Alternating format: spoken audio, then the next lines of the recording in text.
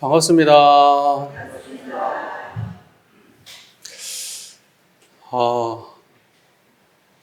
오늘 이렇게 대제에 함께 정성 모아주신 우리 모든 분들께 감사합니다. 오늘 6일 대제를 맞이해서 어떤 말씀을 드릴까 좀 생각을 하다가 이 대제, 제사에 대해서 좀 말씀을 드려야 되겠다라는 생각이 좀 들었어요. 우리가 생각보다 제사의 공덕에 대해서 잘 모르는 것 같아요. 아시는지? 알면은 아는 얘기 하는가 보다 이러시면 될 것 같고, 모르면은 배워야 되겠다 이렇게 생각하시면 될 것 같아요. 먼저 이런 정산종사법의 예도편 20장 법문 말씀을 봉독을 먼저 올리겠습니다. 학인이 묻기를 단독제사와 공동제사의 공덕의 차이가 있사오니까 답하시기를 공덕의 차이는 제주의 정성과 법사의 법령 여하에 따라 나타나는 것이요, 단독이나 합동으로 차가 있는 것은 아니나 교단적으로 합동 행사를 하면 많은 대중의 공동 추모와 많은 선지식의 합동 축원을 받게 되므로 그만큼 공덕이 크게 되나니라. 또 묻기를 큰 도력을 갖추지 못한 교역자가 제를 모시어도 천도가 되나이까? 또 묻기를 큰 도력을 갖추지 못한 교역자가 제를 모시어도 큰 도력을 갖추지 못하였다 할지라도 예전에 정한 대로, 예전이라는 거는 저희 원불교 예법을 묶어놓은 책을 말하는 거예요. 그 예전에 정한 대로 사심없이 정성을 다하면 천도를 받게 되나니라 이렇게 말씀하셨습니다. 큰 도력을 갖추지 못한 교역자가 지금 제를 모시고 있네요. 지금 저를 두고 하는 말이죠. 이제 저같이 도력이 없는 사람은 이제 정성으로 해야 돼요. 사심없이 정성을 다해서.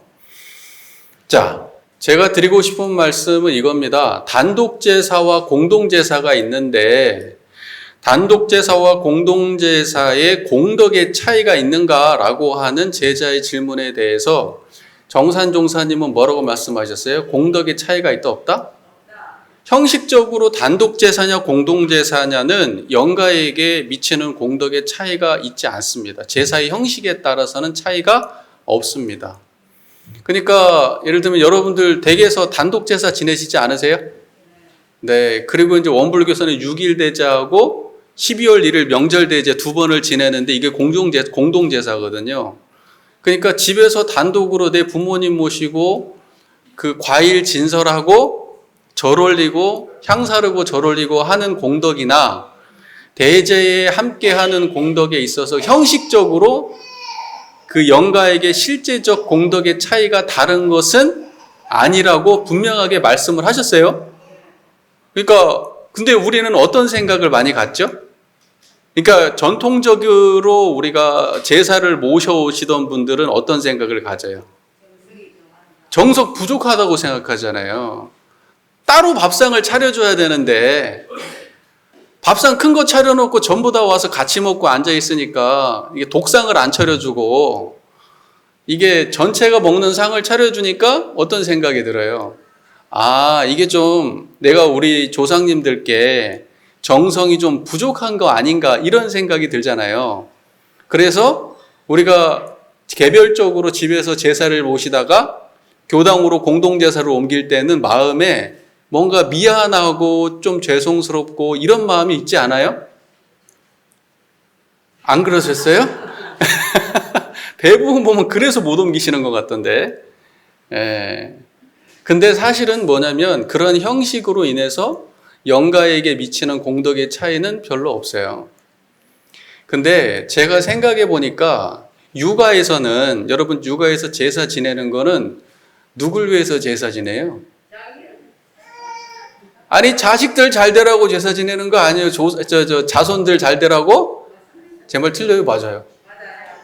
아니, 돌아가신 분 잘 되라고 제사 지내요? 아니죠. 왜냐하면 육아에서는 영원히 윤회한다고 믿지 않아요. 무슨 말인지 아시겠죠? 근데 영가가 그러면 음식을 먹어요? 안 먹어요. 1년에 한 번만 드신다고 그러면 1년에 한 번 차리면 돼요? 매일 삼시세끼 차려 올려야지. 근데 그런 게 아니고, 그럼 불가에서는 어때요? 불가에서는 윤회한다고 믿죠. 윤회한다는 거는 이 생이 끝나는 게 아니라고 믿고 세세생생 인연이 이어진다고 믿어요. 그 말 이해되시죠? 그래서 우리가 제사 지낼 때는 자손 잘 되라고 지내는 거예요? 아니면 돌아가신 영가가 복되라고 지내는 거예요? 원불교에서 이 대제 지내는 거는 누구 잘 되라고 지내는 거예요? 날 위해서 지내는 거예요? 아니면 돌아가신 분을 위해서 지내는 거예요? 그게 차이예요. 그게 다른 거예요. 그러니까 여기 와가지고 나 잘 되라고 와서 제사 지내는 거는 그거를 원불교식 아니에요? 원불교에서는 매년 6월 1일 6일 대제, 12월 1일 명절 대제해서 두 번 큰 대제를 모시는데 이 두 개, 이것과 가정에서 각자 지내는 제사와 형식적으로 근본적인 차이가 영가에게 다르게 미친다. 돌아가신 분께 다르게 미친다. 이런 거는 있다 없다? 없다고 말씀하셨어요, 분명히. 그러면 이제 없다는데 그냥 그렇게 믿어야지 어떡하겠어요. 그냥 몰라요, 저는 잘. 네, 그렇게 믿으시면 됩니다. 그러니까는 그런 걸 고민하실 필요가 없어요. 그 다음에 또 공동 합동제사를 지내는 것과 개별적으로 예를 들면은 열반기념제를 또 챙기시는 분들 계시죠? 근데 열반기념제는 열반기념제대로 따로 지내시고 합동제사는 합동제로 따로 지내시잖아요. 이제 그렇기도 하고 열반기념제를 안 지내고 합동으로만 하시는 분도 계시고요.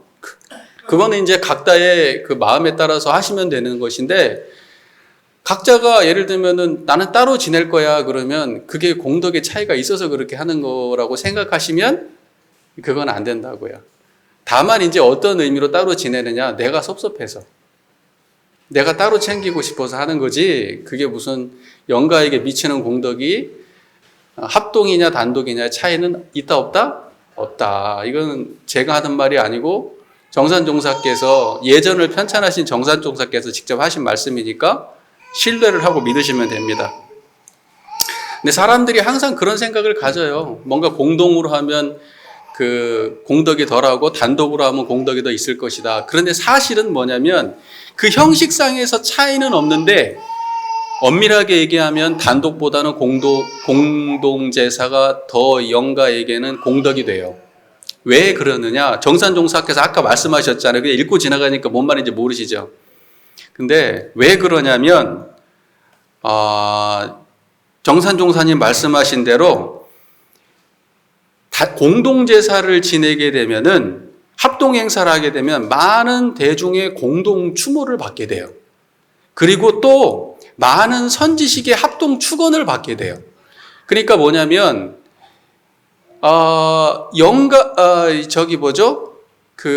영가를 위해서 제사를 지낼 때 형식이 공덕을 좌우하는 게 아니라 제주의 정성과 법사의 도력이 공덕을 좌우한다고 말씀하셨죠.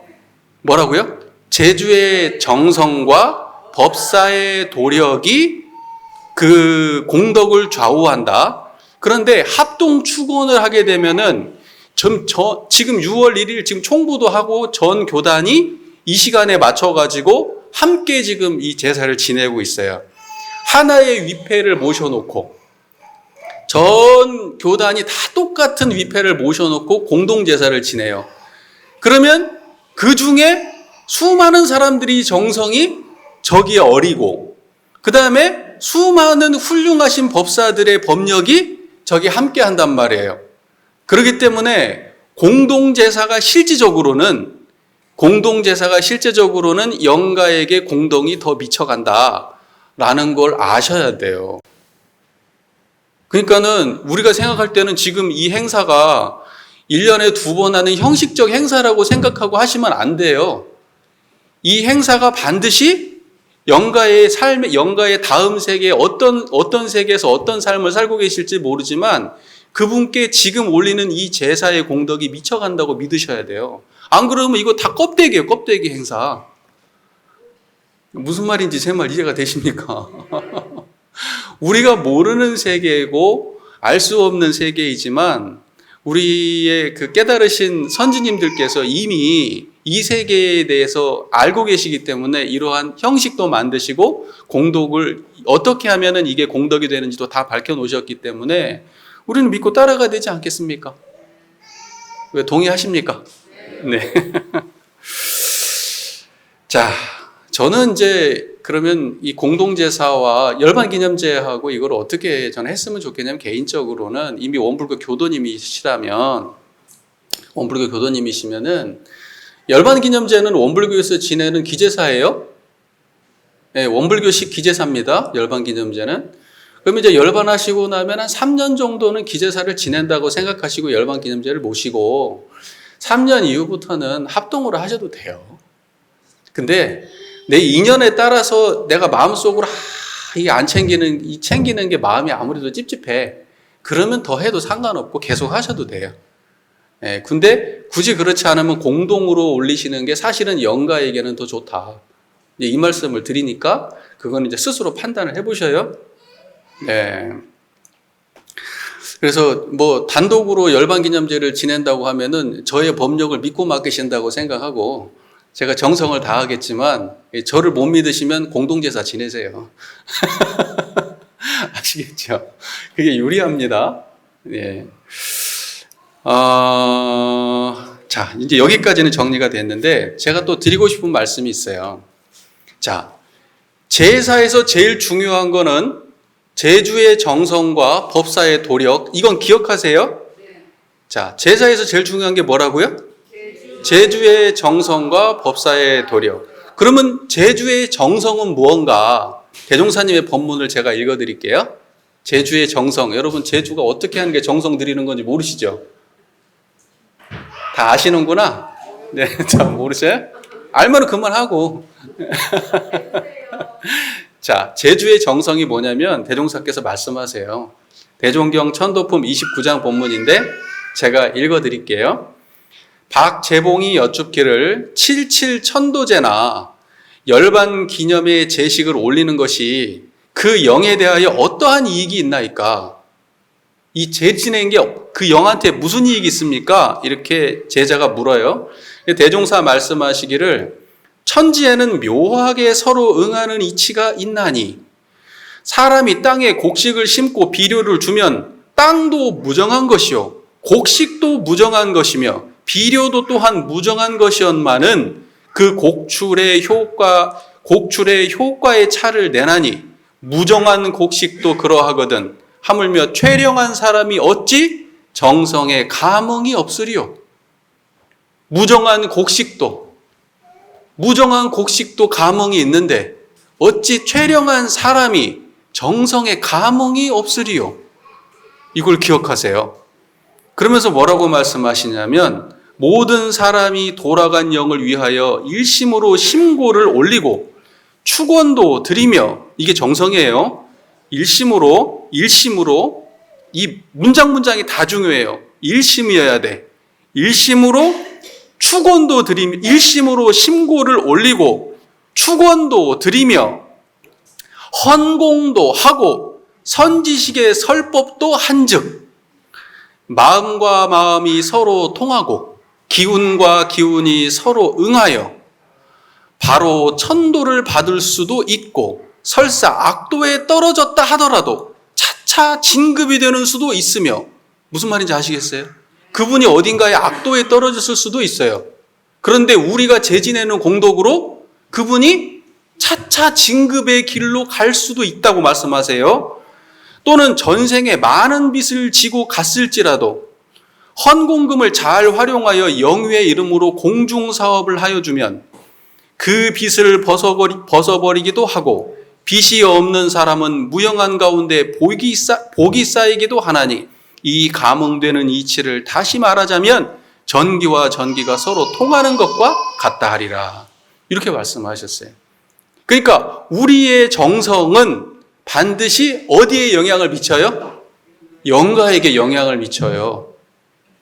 그분이 천도가 안 되었다면 천도될 수 있게 해주고, 악도에 떨어졌다면 선도로 끌어올리게 해주고, 그분이 이 생에 세상에다가 빚만 많이 짓고 간 인생이었어.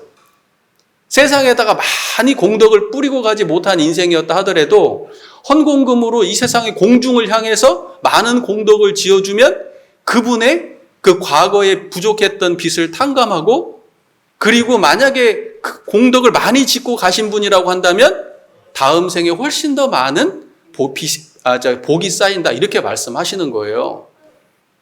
그게 정성 올리는 이유예요. 그러니까 우리의 정성은 우리가 자손이 잘 되라고 올리는 정성이 아니고, 영가의 미래를 축복해주고 그분을 진급하게 해주고 그분을 복되게 해주기 위해서 저희가 죄를 모시는 거예요.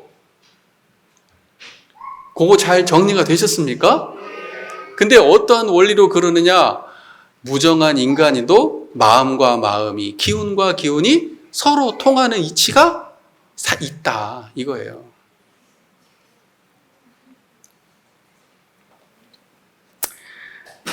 자, 그러면 대종사 말씀하신 여기에 이렇게 말씀하셨어요. 영가를 위하여 일심으로 심고하고 축원한다, 이렇게 말씀하셨잖아요. 영가를 위해서 일심으로 심고하고 축원한다. 그때 일심이 뭘까요? 일심이 여러분, 일심이라고 하는 거는 우리가 가장 제사를 올릴 때 가장 중요한 게 일심이에요.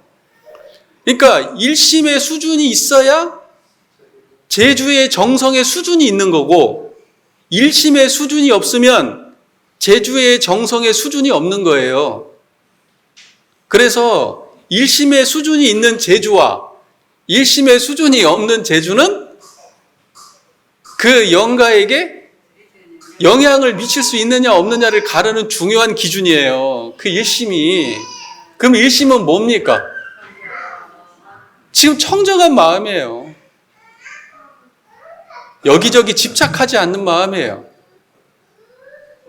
항상 텅 비고 고요하고 분별성과 주착심이 없는, 어떠한 생로병사 희로애락 흥망성쇠 어디에도 물들지 않는 그러한 우리의 본래 마음자리, 그 마음자리를 가지고 영가를 축원해 드려야, 정성을 올려야 그 정성이 영가에게 전해지는 거예요.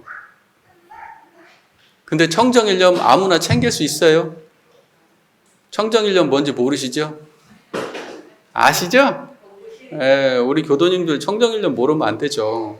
그동안 제가 한 말의 양이 있는데, 그죠?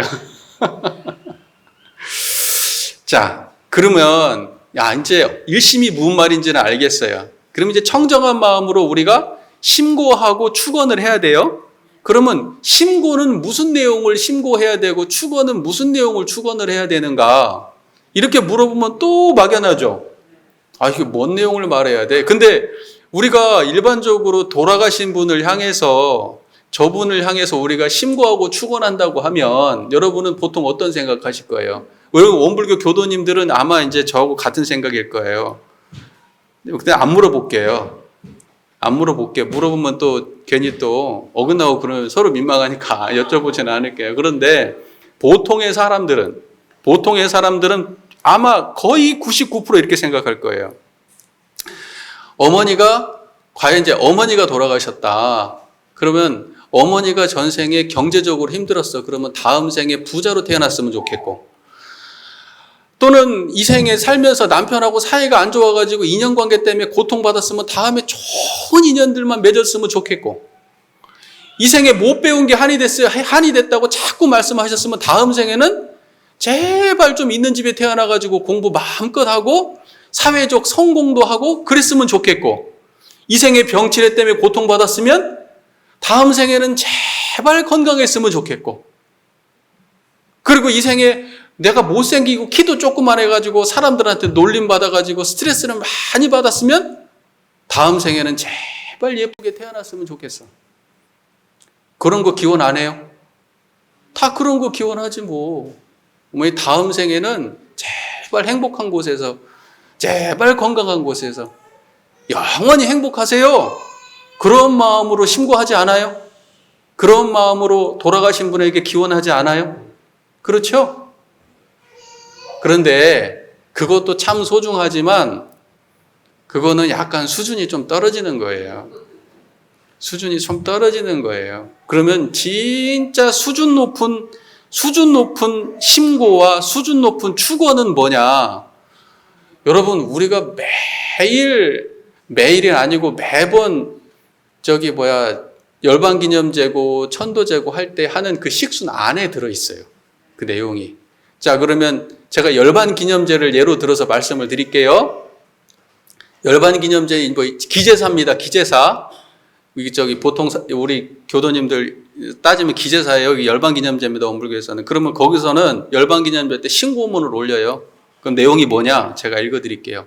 법신불 사은이시여. 오늘 열반기념제를 맞이하는 누구의 대하와 대자대비하옵신 법력을 길이 내리시어. 자, 그가 만일 선도에 들지 못하였거든 바로 선도에 들게 하옵시고, 만일 정법을 찾지 못하였거든 바로 정법을 찾게 하여 주시옵고, 만일 성불의 길이 열리지 못하였거든 바로 성불의 길이 열리게 하여 주시옵소서. 일심으로 비옵나이다. 저희 기제사 때 이 심금을 올립니다. 그러니까 무엇이 수준 있는 내용이 들어가야 되냐면은 그분이 악도에 떨어지지 않고 선도에 나기를 바라야 되고, 그 다음에 정법을 만나기를 염원드려야 하고, 그 다음에 더 나아가서는 성불제중으로 나아갈 수 있게 되기를 염원드려야, 그게 수준 높은 거예요. 그러니까 제발 우리 엄마 다음 생에는 배 안 고프게 그냥 행복하게 잘 먹고 잘 살게 예쁘게 공부하고 싶고 그냥 막 물질 풍족하게 이렇게 다음 생에 살게 해주세요. 이렇게 하면 안 돼요. 그러면 그런 거 쫓아가다가 나중에 악도에 떨어집니다. 지혜가 없는데 그런 거 쫓아가면 악도에 떨어져요. 여러분, 복을 지닐 사람이 지녀야 오래가지, 지니지 못할 사람이 지니면 나중에 어떻게 돼요? 꼬꾸라져요. 패가망신합니다. 그렇게 바란다고 자기가 짓지 않았는데 되는 거 아니에요. 자, 네.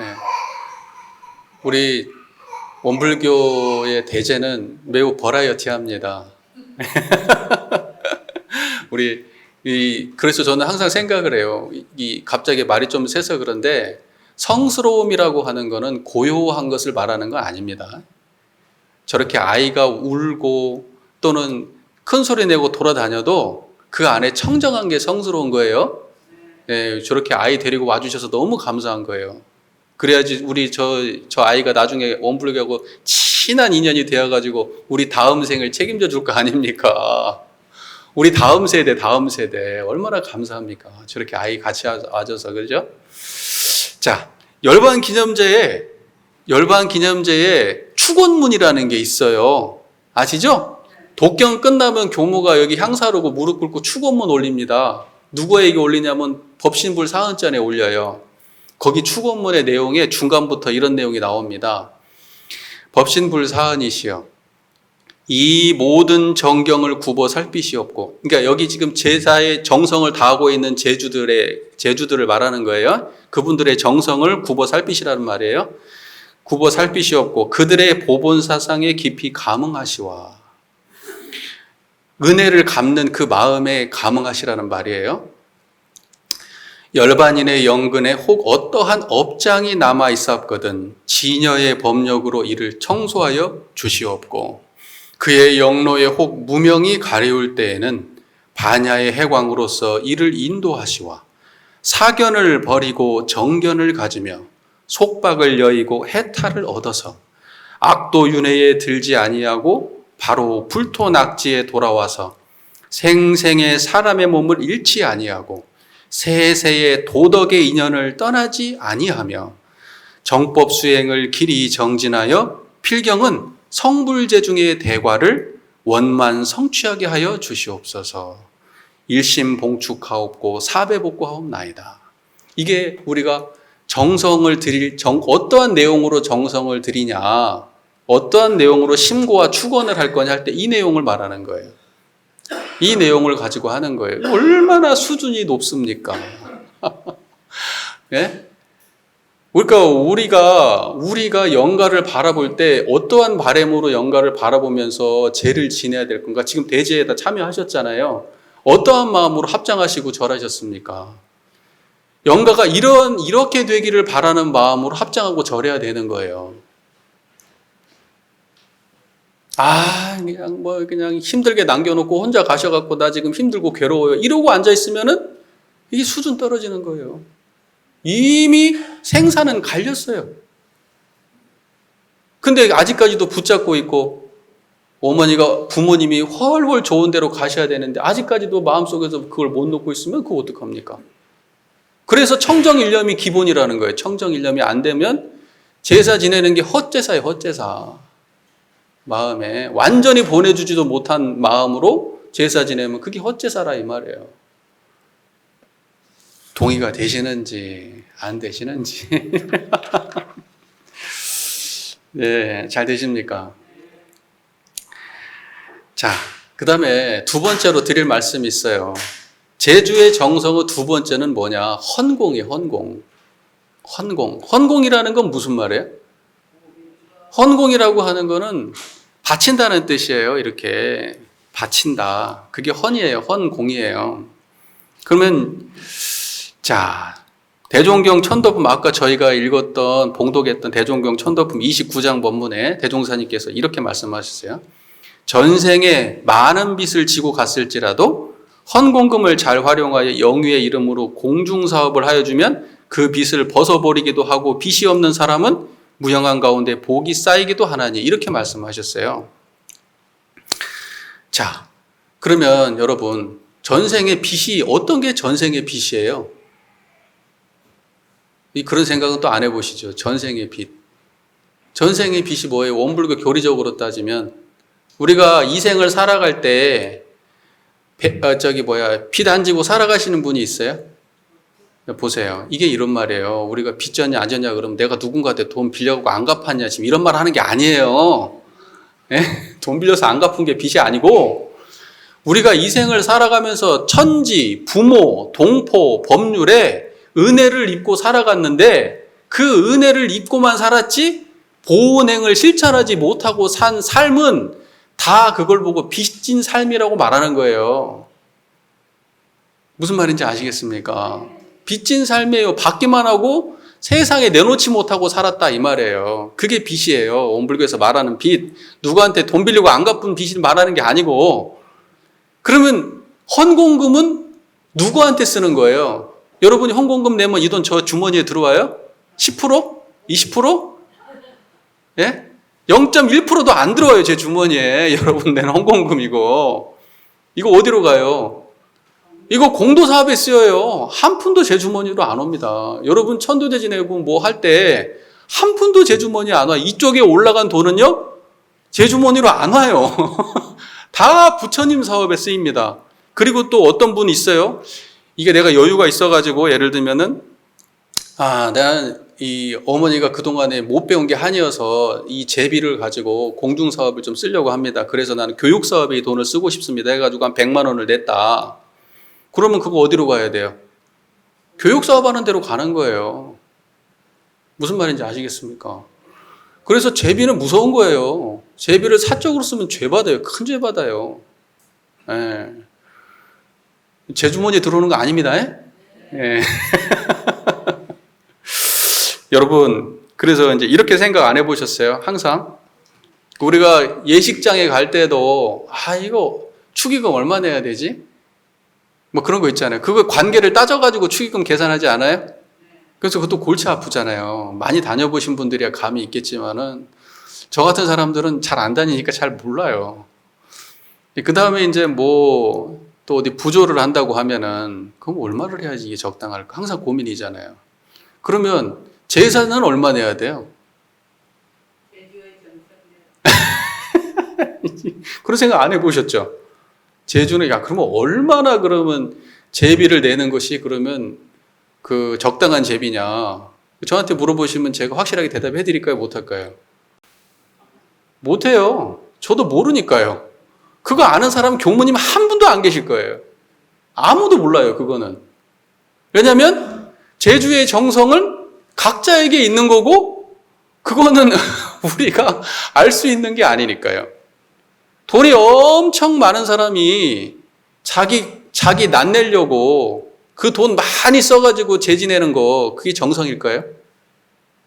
저는 그렇게 생각하지 않아요. 제주의 정성은 금액의 액수에 달려있는 것이 아니다. 하지만 금액하고 무관한 것도 아니에요.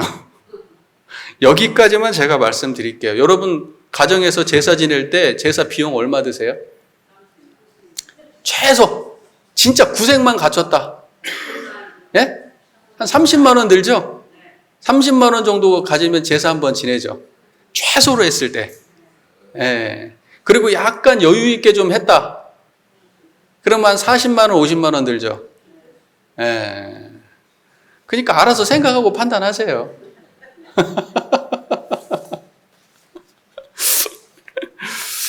정산종사법어 예도편 5장 있어요. 정산종사법어 예도편 5장.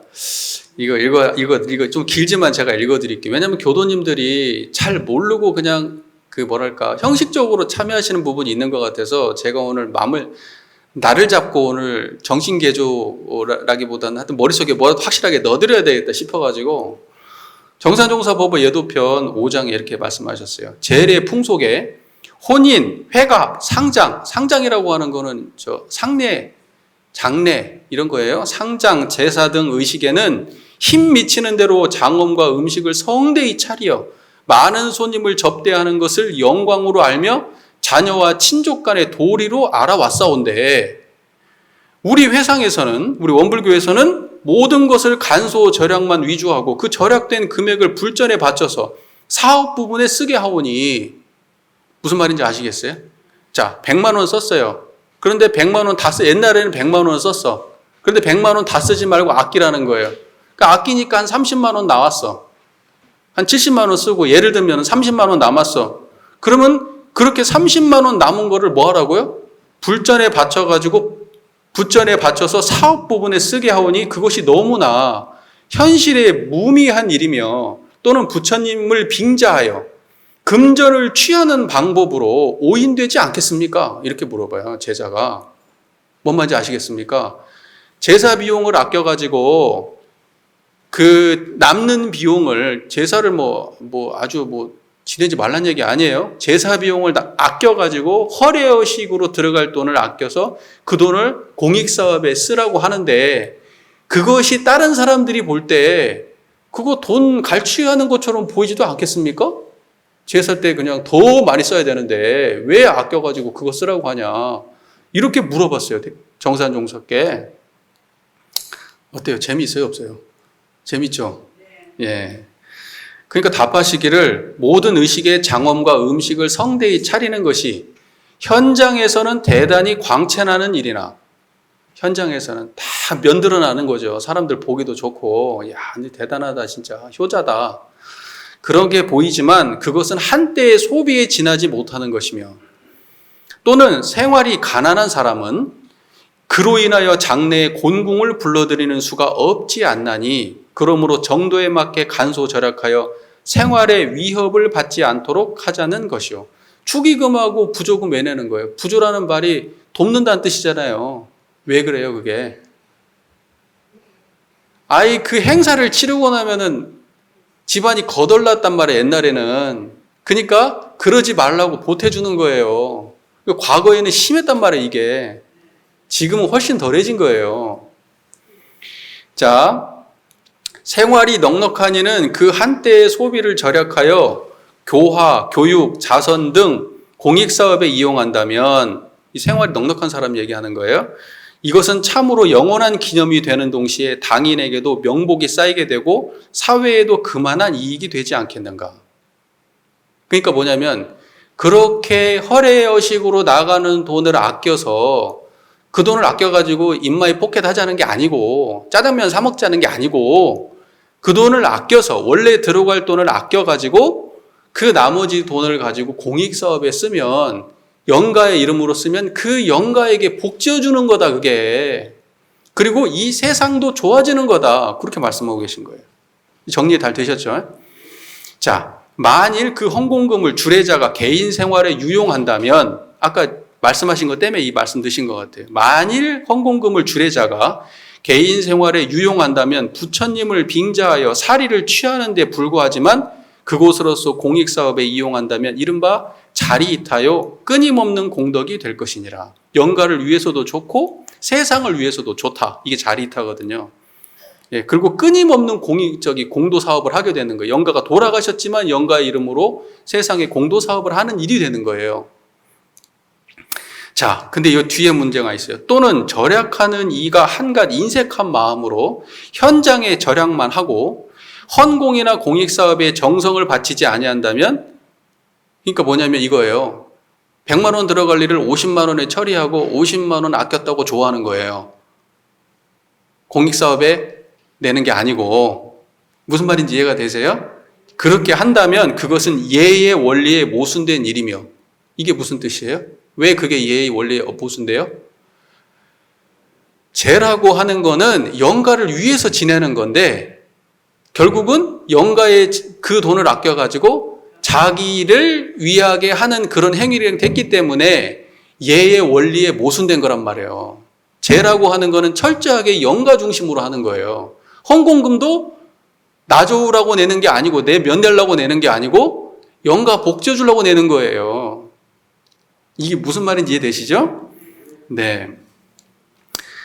자, 또는 주례자가 그 헌공금을 공사에 운용하여 조금이라도 사적 처분이 있다면 그것은 죄업이 쌓이는 것이요, 또는 그것으로 교육이나 원호받는 이가 신심과 공심이 없거나 공중에 아무런 공헌이 없다면 그것은 큰 빚이 쌓이는 것이니 이러한 이치를 잘 알아야 할 것이니라. 자, 내가 지금 부자야. 그래서 어머니가 열반하신 기념으로 돈을 좀 아껴가지고 한 1,000만 원을 교육사업에 내놨는데 그 돈 받아가지고 그 공부를 한 사람이 예를 들면 공도 사업에 관심이 없고 자기 이익에만 몰두하면 그 아이는 죄를 짓는 일이 된다는 말이에요. 그러니까 헌공금을 받아가 제비를 받아가지고 그 돈을 쓸 때 잘못 쓰게 되면은 그 돈 받아 쓰는 사람이 죄를 받게 된다는 뜻이에요. 무서운 돈이란 뜻이에요. 그 돈은. 뭔 말인지 이해가 되시죠? 자, 그래서 공동재산은 돈 아끼니까 좋아. 이렇게 하면 안 돼요. 뭔 말인지 아시겠어요? 최대한 아껴가지고 뭐 해야 돼요? 공익사업 써야 돼요. 그러니까 예를 들면 이렇게 되면 안 돼요. 나는 제사 지낼 때, 우리 제사 지낼 때 한 40만 원 돈 들어가요. 근데 열반기념제 지낼 때 내가 40만 원 낼 테니까 그 40만 원짜리 꼭 꼽아주세요. 이렇게 하면 돼요? 20만 원어치 꼭 꼽아 드릴게요. 그래도 아니요. 그건 쓸데없는 돈이니까 쓰지 마시고 그거 전부 다 공익사업에 쓰십시오. 이렇게 해야 되는 거예요. 그래야 이게 예의 본질에 맞는 거예요. 뭔 말인지 아시겠어요? 영가가 꽃 구경하러 오겠어요? 내 앞에 꽃 많이 꼽아줬으니까 고맙다 그러겠습니까? 나 정말로 내가 진짜 왜 이렇게 사람들이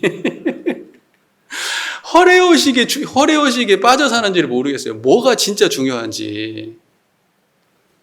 네. 그래서 이 시간이 너무 많이 지나가고 있습니다. 이제 정리를 하겠습니다.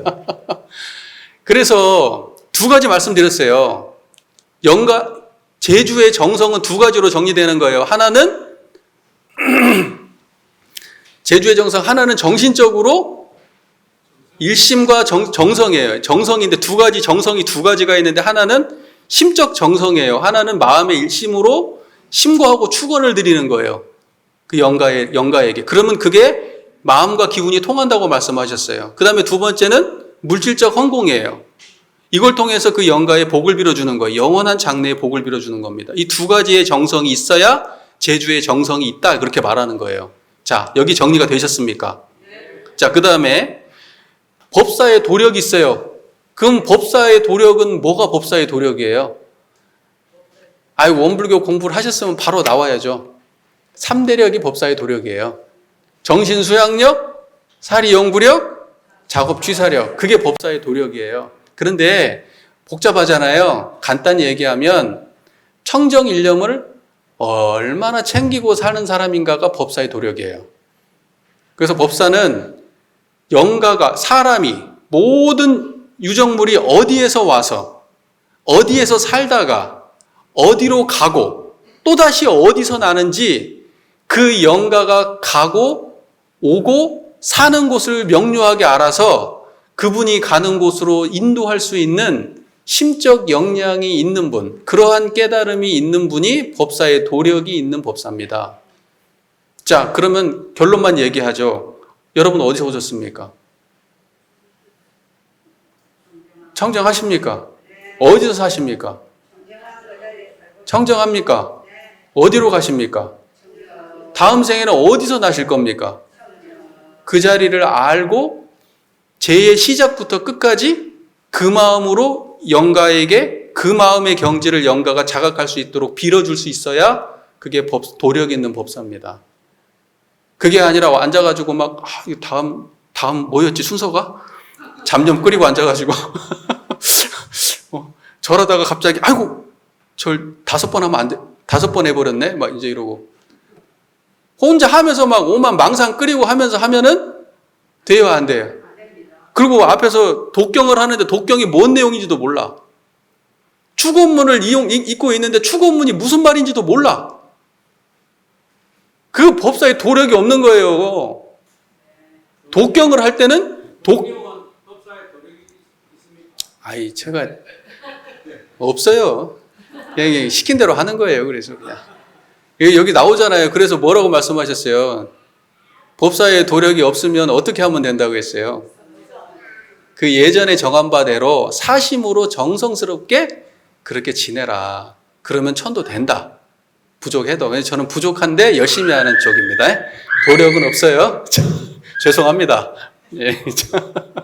자, 그리고 그게 법사의 도력입니다. 이제 그것이 박자가 맞아야 돼. 제주와 법사와 그 둘이가 다 정성이 맞아 떨어져야 그러면 영가에게 반드시 영향이 미친다고 대종사께서는 말씀하셨어요. 정산종사도 그렇게 말씀하시고.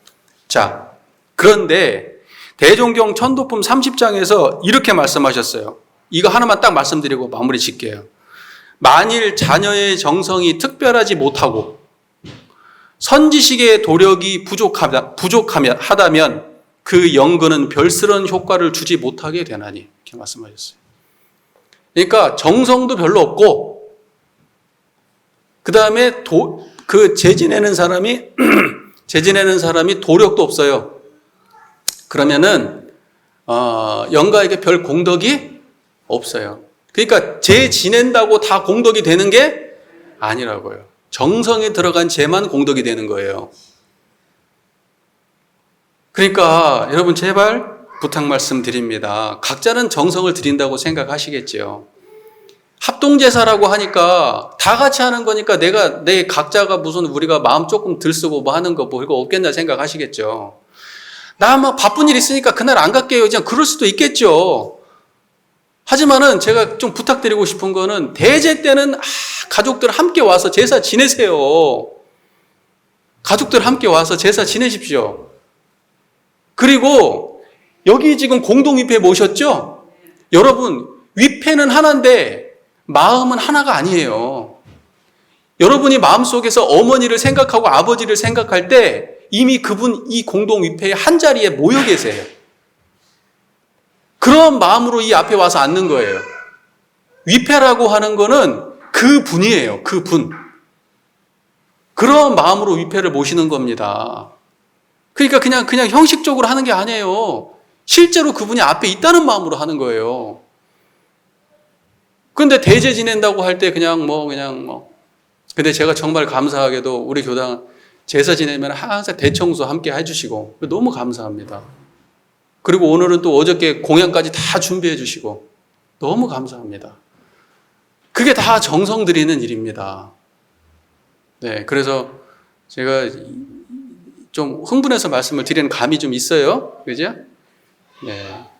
그래서 다음번에 우리가 제사를 지낼 때는 지금하고 뭐 얼마나 형식적으로 달라지는 건 없겠지만 우리의 마음 안에서 그 태도가 진짜 진심으로 우리의 정성이 영가에게 영향이 미치는구나 하는 그러한 마음의 태도를 가지고 제에 임해 주시기를 제가 간절히 부탁 말씀을 드립니다. 경청해 주셔서 감사합니다.